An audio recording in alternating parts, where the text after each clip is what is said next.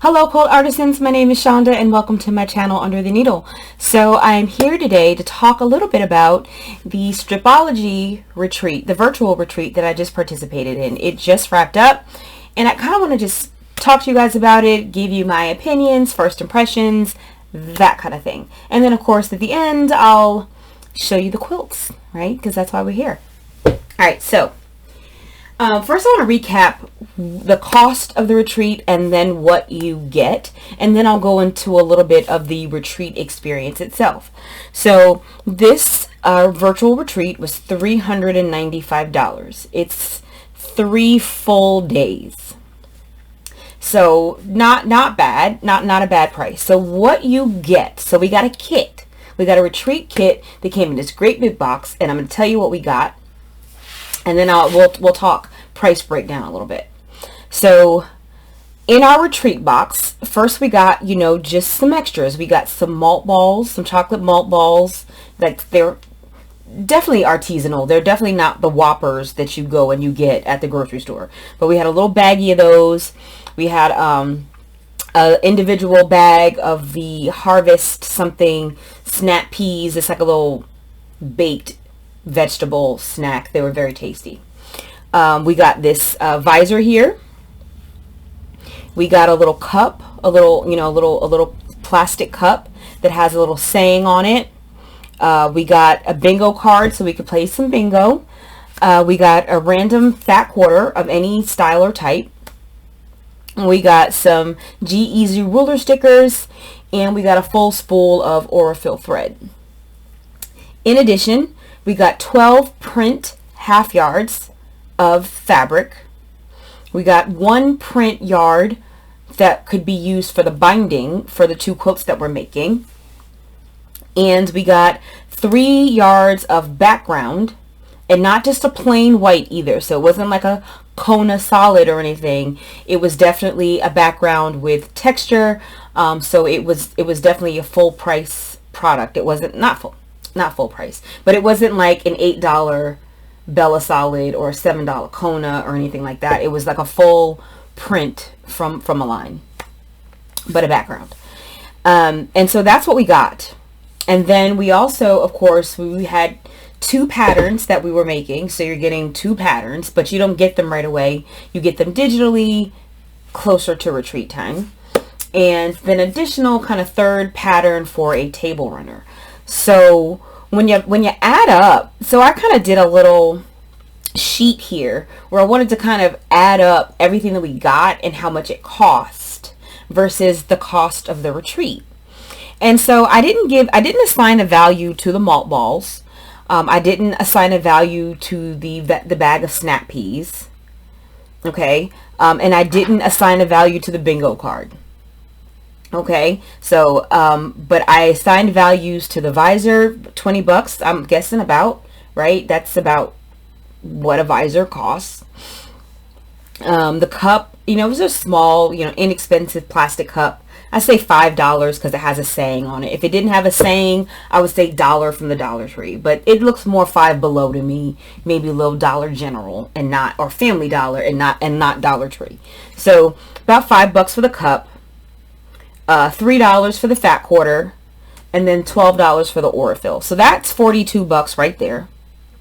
The 12 print half yards, that's about $80 for what she retails. $75 to $80 generally for 12 print yardage. And then I assigned a price of $12 for the print yard, and then an additional $12 a yard for the 3 yards of background. And so all together, I had $190. So just what you get, and there's no shipping either. So when you pay the $395, it's $395 all in. At least it was this year. I can't speak to next year. She will be doing this. In the spring going forward. It's something that she plans to continue. But so you paid $395 plus tax. So I paid $395 plus tax. And then I got $200 worth of stuff. And I didn't even add, no, it's actually more than that because I didn't even add the value of the patterns. An individual pattern is $10 That's 2. Then we have the table runner pattern, so that's $25. So like $230 approximately. 225, 230 when you add it all together. So you really got a lot for what you paid. Like, it's not like your whole $395 went toward just participating in the retreat. Your half the money that you spent went to tangible items that you have and own.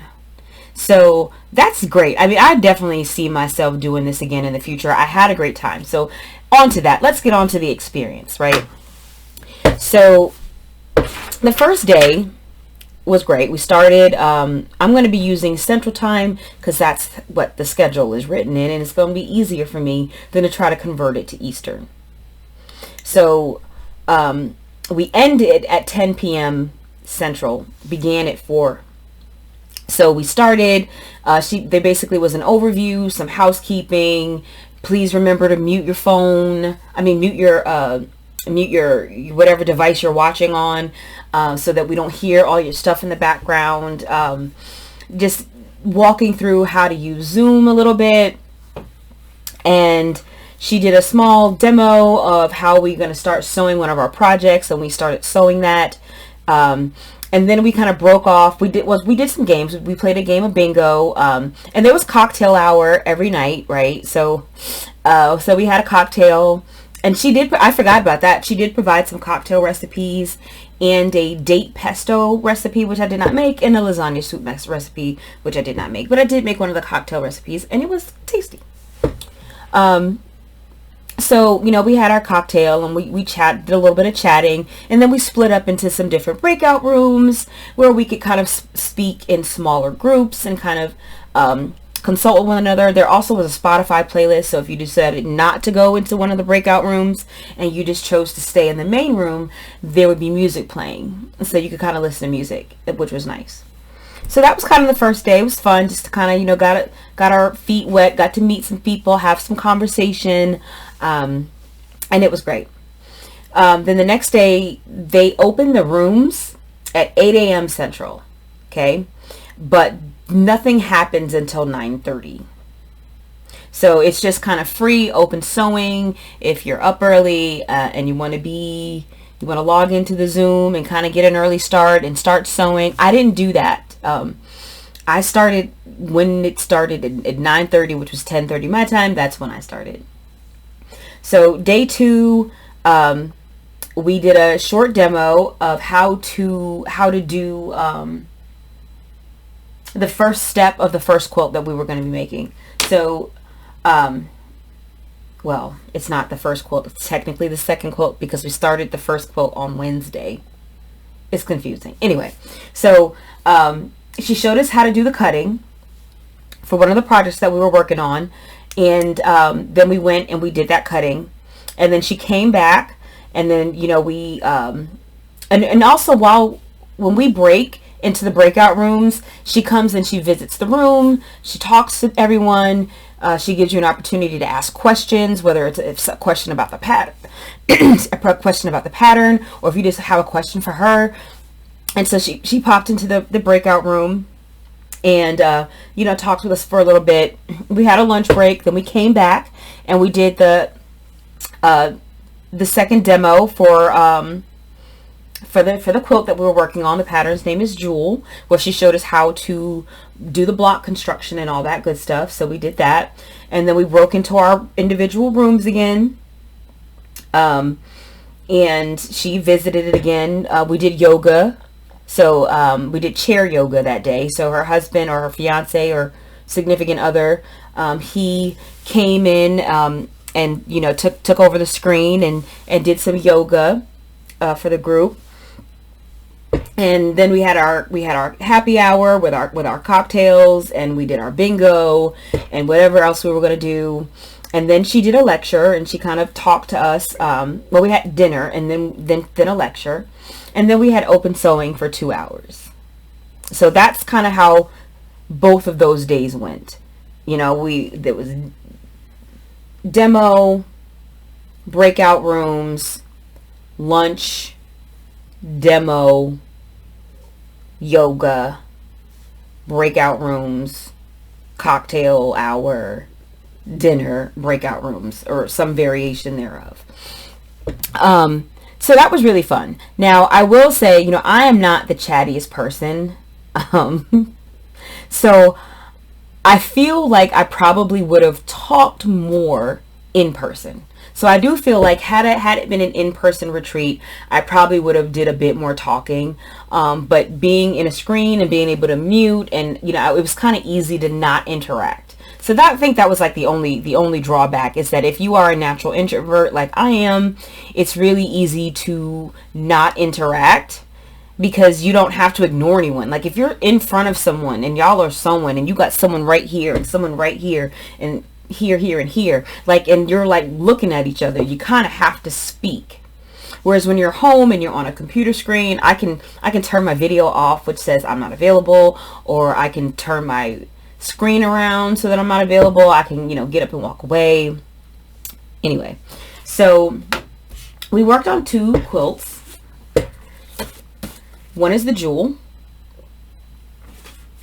The other is the Strippy Staircase. Now, neither one of these patterns are available right now for purchase, but they will be in an upcoming book that releases sometime before the end of this year, I believe. I really enjoyed making these patterns. Now, the goal, well, not the goal, but my goal really was to get all of my quilts. I wanted to get everything done. I wanted to have both quilts done and the table runner done.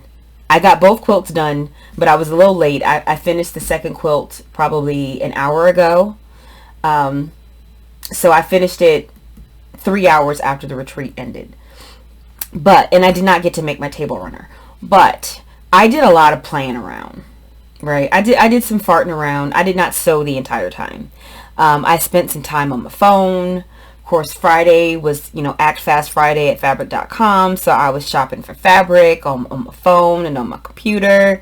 I was all over Amazon. I was binge watching Bridgerton on my phone because that dropped on Friday. My son had some stuff yesterday. He wanted to go see a movie, and it was back and forth and talking, and I had to take an hour and change to go pick him up from theater. I had to cook something.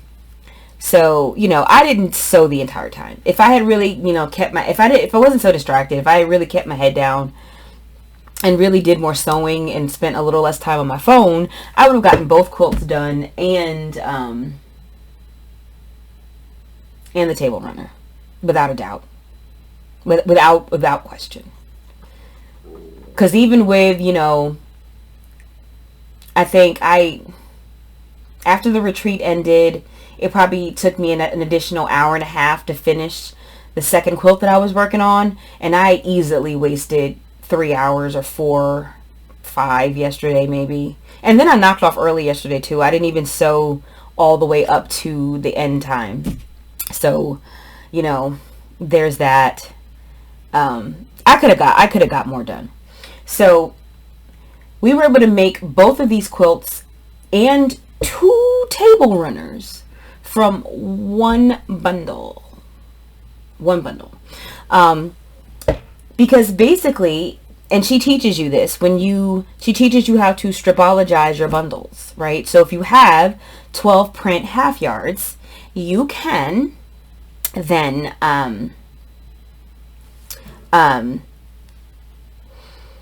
you can cut 4 10-inch squares, right, from each half yard. So then you still have 18 inches theoretically, right? So if you have after you clean up your edge, if you have a full 18 inches of usable fabric, you can get 4 10-inch squares. You can get 2 2.5-inch strips and 2 1.5-inch strips. Now you're guaranteed to get 1 1.5-inch strip, but if you have the full 18 inches, you can get 2. Or alternatively, you could cut 4 10-inch squares and 3 2.5-inch strips. So That's another way if you don't use 1.5 strips a lot. So that's basically what we did, right? We cut 48 10.5-inch squares, 4 from each half yard. We cut 24 2.5-inch strips, 2 from each half yard. And I was able to get 24 1.5-inch strips. So, yeah, hold on, wait a minute. Is that what I got? Did I get 24? Yeah, I was able to get 24 because I had the full piece. Let me make sure my math is right. Oh God. 10, 15, 16.5. Yeah. Yeah. Yeah, you can get 12 1.5-inch strips. I was able to get 24. I was able to get 24 because I had the full 18 inches of usable fabric. So, so not bad. So I still have 24 1.5-inch strips over there that I can use to make this table runner. It's basically a basic rail fence, and the finished size is 12 by 32. So you can either make more blocks and make it bigger or whatever. So now I'm going to show you guys the quilts that I made, and I hope you like them. Now I did not use the fabric bundle that came with my kit. I chose to do a different fabric line. I used the background yardage that came, but I did not use the kit. I mean the prints that came in the kit. So this one is, I'm going to show you, this one is Strippy Stairways. Let's make sure I hold it right.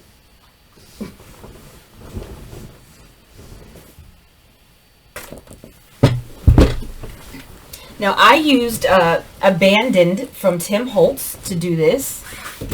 That was the fabric that I chose to use because I've been dying to use it, and it worked really, really well. I felt like it worked really well with the background yardage that came in the kit. So this is Strippy Stairways. Let me get this is the lap size. It's 54 by 68. This is the quilt. This was so easy to put together.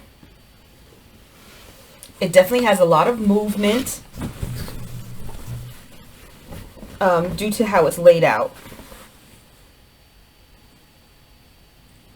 I love how this came out. I love how the fabrics go with the background. I love how, I just love everything about it. I love this. And then the second one, this is the Jewel.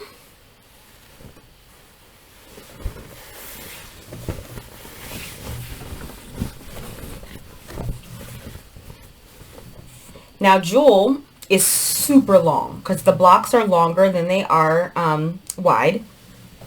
So Jewel for the lap size is 48 by 72. Now, if I was to make this again, I would probably do it a little bit. I'd probably get a few more 10-inch squares so that I can make, put a couple more blocks here to make it a little bit wider. Because 48 by 72, you know, it's good. I mean, especially if you're a thinner person. I'm not, though, but if you're a thinner person, it might work better for you, but I'm a little meaty. I like it a little wider. The rest here.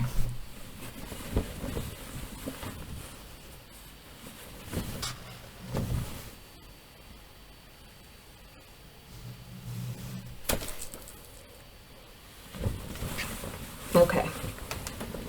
So, I still have, like I said, I still have my 1.5-inch strips. I have the binding strips that I cut, and I still have quite a bit of background left. I think I have enough, there's enough background left to, oh geez. Oh Lord, there's enough background left to definitely border the table runners should I choose to use it for that. I probably won't though. I'll probably use something because my background is that cream color that you saw in the quilt, and I wouldn't want to bind with that. I like a dark binding. That's just my personal preference. I feel like the binding of any quilt is where it gets the most dirty, it gets the most wear, it gets touched the most, and that's where you know, dirt tends to show. So I just personally prefer a dark binding. I have used light color bindings, but in general I prefer a dark binding just because I find that over time, that's where the dirt's going to be. It's just like when you have a hoodie, that ribbed cuff on the edge there, that's always going to be, that's always where it gets dirty. And same with same with the thing there, the binding. I also I got super distracted and I did some other sewing. I had these blocks that I had put together like a year ago, maybe more, I don't know. And so they were just these 5-inch blocks that I had pieced from strips, and so I sewed them together into these 4-patch units. I don't know why. I don't know why. So I made how many? 2, 4, 6, 8, 10, 12, 14, 16. So yeah, I did some other sewing as well. Now I gotta figure out if I want to go ahead and finish these, because I've already got my backing. This is the backing that I'm using.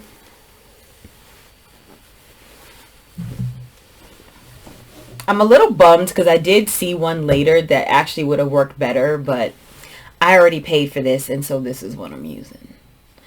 So, and I don't normally have these colors. It's like I'll be like, oh, you know, I can just use it for something else, because I really can't, because that particular fabric, abandoned, I don't really have much in my collection that would go back. Maybe the gingerbread collection I got too long, not in January. I forgot the name of it, but maybe that one. But I have 4 yards of this, right? I picked up 4 yards because I knew I was going to use the abandoned bundle. I knew we were making 2 quilts. I didn't know how big they were going to be, and I wanted to be prepared, so I got 4 yards. I don't need 4 yards actually, because I don't need that much. So I'm gonna have a lot left over. So maybe I can use it on something else. I don't know. We shall see. So that's it for me. Well, let me give you my thoughts and opinions. So I enjoyed this, like I said, I enjoyed this experience. I'll definitely do this again. I feel like what you get versus what you pay, there's a very high value here, right? Because not just in the tangible products that you get for what you're paying, because a lot of times I mean, this is my first retreat ever, so keeping in mind I don't have anything to compare this to. Okay, I really don't. This is my first retreat ever. But one of the reasons why I've not done a retreat is the flying, right? You've got to fly, more than likely, or you're going to have to drive hours and hours and hours. You're going to have to schlep all of your stuff. So you're going to have to bring your sewing machine, whatever notions you like to use. You're going to have, you know, spare needles and rulers and something to cut on, because sometimes things are provided and sometimes they're not. Sometimes they have ironing stations, sometimes they don't. You know, you don't know, because each one is a little different as far as what they do and what they offer. But just to have to drive to the airport. Now I only live about 40 minutes from the airport, maybe 45, so it's not that bad. Some people might have to drive hours just to get to the airport. Then you've got to pay to park your car, or you've got to get someone to take you, to drop you off and then pick you up. Then once you fly to your destination, you've got to get all your stuff. And then you have to secure transportation from the airport to wherever the retreat is. So that's renting a car, paying for an Uber, paying for some other type of service, some type of car service, right? And then you have and that's before you get, so you've already spent all that money before you even get there, right? So I know because Missouri Star has some retreats that are very, what's the word I'm looking for? Affordable. And I was looking at doing one of those. But, you know, the flight alone was going to be $400 just for the flight. So even though the retreat isn't super expensive, and they give you a bed because you share a room with 2 to 4 other people, right? So they have a room, you share a room, and so they give you a place to sleep, and you know, I believe they feed you at the Missouri Star ones. I believe meals are provided, at least at the ones that I looked at, meals were provided, and then but I can't remember how much they were. I feel like it was just a few hundred, maybe a few $100s. They have them all listed on Eventbrite, the website Eventbrite. But the cost of the retreat was pretty reasonable. It was just that once I did everything else, you know, paid for the flight and then got to the airport and paid for parking and then had to secure a ride from the airport to the retreat center, and then, you know, be there during that time. And then you're also in Missouri. You're going to want to go to Missouri Star. You're going to want to shop. You're going to want to buy things. That's hundreds and hundreds of more dollars.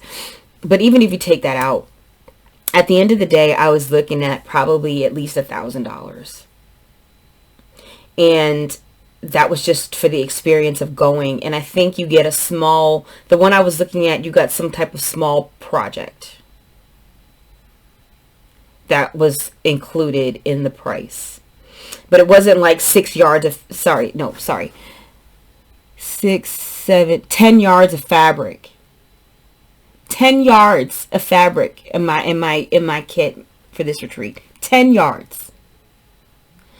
So 10 yards and two full patterns and a table runner. Plus all the extra goodies. I'm good with this. I like this. I enjoy this. This is something that I feel is very much affordable.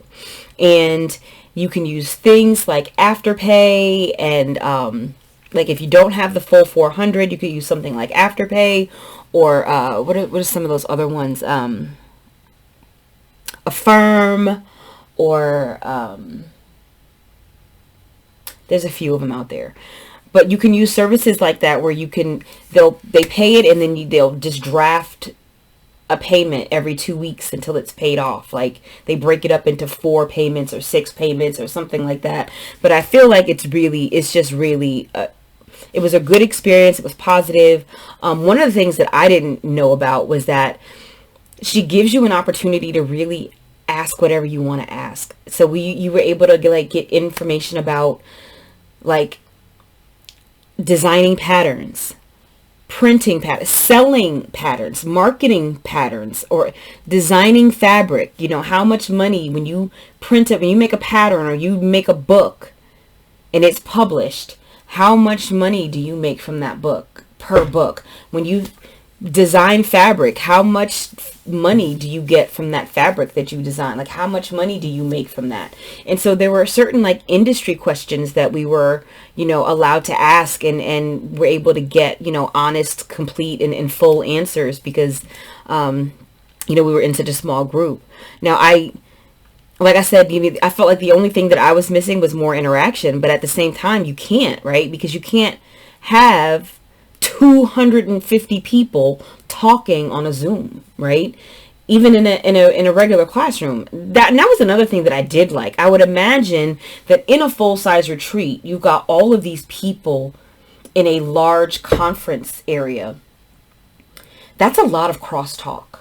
So while I was saying it, yes, I would communicate more had I been in face to face, like with someone where they're actually sitting next to me or right across from me and we're facing each other, that there might be more interaction. But I also feel like I would have been a bit more annoyed, right? Because if I went into a breakout room and I didn't like the conversation or the vibe, I could just go to another room. Whereas, you know, how do you do that in an in-person retreat? You're like, I know I'm sitting here, but I don't really like these people. So I'm just going to, you can't just take your stuff and go over there. Right? You can't just do that. And then there's all of this talking, all this crosstalk, and then there's also all the machines, all the sewing machines going at the same time. Now, I've done small classes where there's maybe 10 of us in a room. I can't imagine 200. I don't know how big most retreats are. Maybe they keep the group smaller. I don't know. But even if it was 50 people, that could still just be a lot. That's a lot of sewing machines, a lot of talking, a lot of people eating and sipping. I was in one Zoom room and this lady was, she was done, right? She wasn't on the screen anymore. And I guess maybe she was watching TV, but she didn't leave the meeting or go on mute. So I could hear the TV in the background, and I could also hear her like drinking a beverage through a straw. And it just sounded like the drink was gone.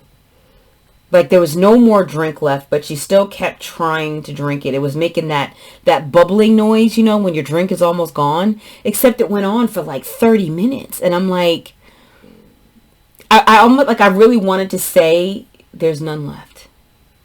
There's no, just get some more drink. Whatever was in that cup, it's gone, ma'am. But that would have been rude. So instead, I just went to another room. And I don't hurt anyone's feelings. Nobody's looking at me weird. Right? So overall, I felt it was a really positive experience. I learned a lot about just this quilting industry that I did not expect to learn. I got to chat with some nice folks. I got 10 yards of fabric and 3 patterns. I'm a happy camper. I think I actually might iron up this backing fabric and see if I can finish one of these quilts tonight. Get one of them, you know, just do a quick quilting, because my fiance might be stuck at work until like 1 in the morning, maybe later.